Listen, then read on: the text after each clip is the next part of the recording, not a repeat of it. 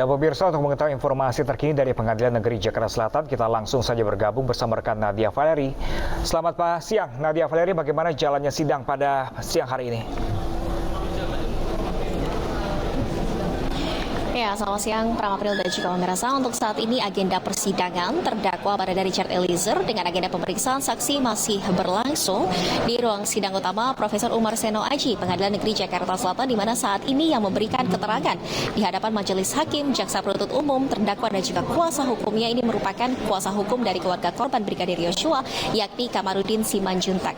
Adapun tadi sempat ada beberapa poin penting yang disampaikan Kamarudin Simanjuntak menjawab pertanyaan jaksa penuntut umum, yakni terkait bagaimana kronologi. Pada awal mulanya, ia sebagai penasihat hukum kemudian mengumpulkan cukup bukti untuk membawa kasus ini ke jalur hukum dan melaporkan dugaan tindak pidana pembunuhan berencana Brigadir Yosua ke Barreskrim Polri. Yang pertama yang menjadi sorotan dari Kamarudin Simanjuntak terkait dengan bagaimana pada awalnya disampaikan pembunuhan Brigadir Yosua ini merupakan bela diri Barada Richard Eliezer karena pada saat itu ada dugaan pelecehan seksual yang terjadi kepada istri Verdi Sambo, Putri Chandrawati, dan pada saat itu Barada Richard Eliezer kemudian mencoba untuk menghampiri setelah mendengar teriakan, namun terjadi adu tembak karena Brigadir Yosua kemudian melepaskan tembakan ke arah Barada Richard Eliezer. Ini kemudian dibantah oleh Kamarudin Simanjuntak dan ia menyebutkan bukti-bukti bahwa sebelumnya pada saat peristiwa di Magelang 7 Juli 2022 bagaimana Putri Chandrawati ini masih bahkan berhubungan ataupun masih juga mengontak adik dari almarhum Brigadir Yosua dan menyampaikan bagaimana kabar dari kakaknya dan tidak ada dugaan pelecehan seksual seperti yang diceritakan. Dan kemudian juga Kamarudin Simanjuntak menyoroti bagaimana pada awal mulanya CCTV di Duren 3 ini juga kemudian disampaikan bahwa ini dalam keadaan rusak karena tersambar petir, bagaimana ini kemudian menjadi barang bukti penting dan seolah seperti sengaja dihilangkan. Dan ini juga yang menjadi salah satu sorotan dari Kamarudin Simanjuntak. Kemudian terkait dengan alibi Verdi Sambo yang mengaku pada saat terjadinya pembunuhan Brigadir Yosua, ia pada saat itu sedang melaksanakan tes PCR, dan ini juga tadi disampaikan Kamarudin Simanjuntak bahwa sebagai seorang perwira tinggi Polri, Jenderal Bintang 2, seharusnya ia tidak melakukan tes PCR secara mandiri dan hal ini juga seharusnya sudah difasilitasi oleh Polri.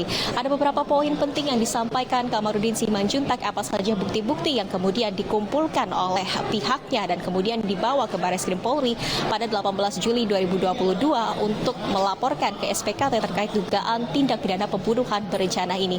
Kamarudin mengaku barang bukti yang disampaikan ini berupa wawancara lisan kepada para korban ataupun para saksi yang kemudian juga menyampaikan bukti-bukti kepada timnya dan juga pihaknya mengantongi barang bukti yakni berupa dokumen-dokumen lain seperti percakapan WhatsApp dan bahkan juga tadi disampaikan di hadapan majelis hakim serta jaksa penuntut umum foto dari almarhum Brigadir Nofriansyah Yosua Huta Barat setelah dilakukan penembakan di rumah dinas Verdi Sambo Duren 3 Jakarta Selatan pada 8 Juli 2022 lalu.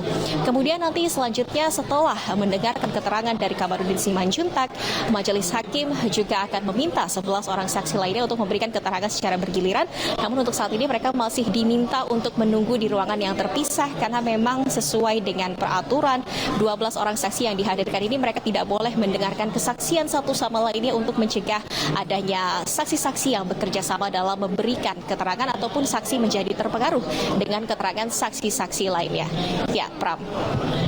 Baik, Nadia, dalam memberikan keterangannya, apakah Kamarudin Simanjuntak ini ada hal-hal yang disanggah oleh pihak-pihak lain seperti JPU atau kuasa hukum tersangka? Ya, April, untuk sementara ini berdasarkan pantauan kami di ruang persidangan, Kamarudin Simanjuntak memberikan keterangan ini tidak dibantah oleh kuasa hukum dari terdakwa karena memang ia diminta terlebih dahulu untuk memberikan keterangan sesuai dengan pertanyaan yang diajukan oleh jaksa penuntut umum dan hanya jaksalah yang dapat menanggapi keterangan dari saksi ini apakah nantinya diarahkan ataupun nantinya juga pertanyaan ini kemudian ditindaklanjuti oleh jaksa penuntut umum. Tadi kalau kami mendengar beberapa kesaksian kesaksian dari Kamarudin Simanjuntak, ia memang menyampaikan secara rinci apa saja poin-poin penting yang menjadi bukti dugaan tindak pidana pembunuhan ini dan juga barang bukti apa saja yang sudah dikumpulkan oleh pihaknya. Terutama ia juga menceritakan bagaimana kondisi dari jenazah almarhum Brigadir Yosua ini yang pada saat tiba di Jambi, keluarga almarhum Brigadir Yosua pun sempat kesulitan untuk membuka peti mati karena adanya larangan dari para anggota kepolisian yang kemudian datang ke rumah duka keluarga. Dan ini juga yang menjadi pembahasan dari Kamarudin Simanjuntak tadi, terutama bagaimana kemudian pihak kepolisian seolah menghalang-halangi keluarga untuk dapat melihat secara langsung kondisi dari jenazah Brigadir Yosua dan juga bagaimana kondisi jenazah Brigadir Yosua pada saat itu memang dalam keadaan yang cukup parah karena adanya luka-luka di tubuhnya. Ini juga yang tadi dijelaskan dan juga disampaikan beserta barang bukti baik dari foto-foto yang dimiliki ataupun juga barang bukti lainnya yang sudah disampaikan secara langsung di hadapan majelis hakim dan juga jaksa penuntut umum. Ya, April. Ya, Valeri, ini 2 jam sudah berlalu namun baru satu saksi yang memberikan kesaksian. Apakah diberikan batasan waktu dalam memberikan kesaksian nanti mengingat cukup banyak saksi yang akan bersaksi pada siang hari ini? Ya, Pram, terkait dengan batasan waktu hingga saat ini belum ada ketentuan baik dari majelis hakim apakah persidangan kemudian akan diskors ketika sudah melewati batasan waktu tertentu. Namun sejauh ini masih tetap dilakukan pemeriksaan saksi ataupun keterangan dari Kamarudin Simanjuntak. Dan memang tadi pertanyaan yang dilontarkan oleh jaksa penuntut umum ini kami pantau cukup banyak dan Kamarudin Simanjuntak juga memaparkan secara detail sehingga pemeriksaan saksi ini berlangsung cukup lama. Memang untuk mekanisme dari persidangan hari ini adalah para saksi akan dimintai keterangannya secara satu persatu, secara bergiliran, dan mereka juga yang menunggu untuk memberikan keterangan ini tidak menunggu ataupun tidak diperbolehkan untuk melihat jalannya persidangan secara langsung, namun mereka diminta untuk menunggu di ruangan terpisah hingga nantinya giliran mereka untuk memberikan keterangan sudah tiba. Ya, April.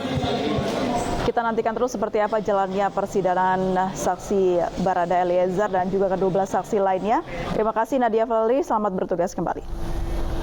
Pemirsa, kami kembali usai jeda berikut, tetaplah di iNews Siang.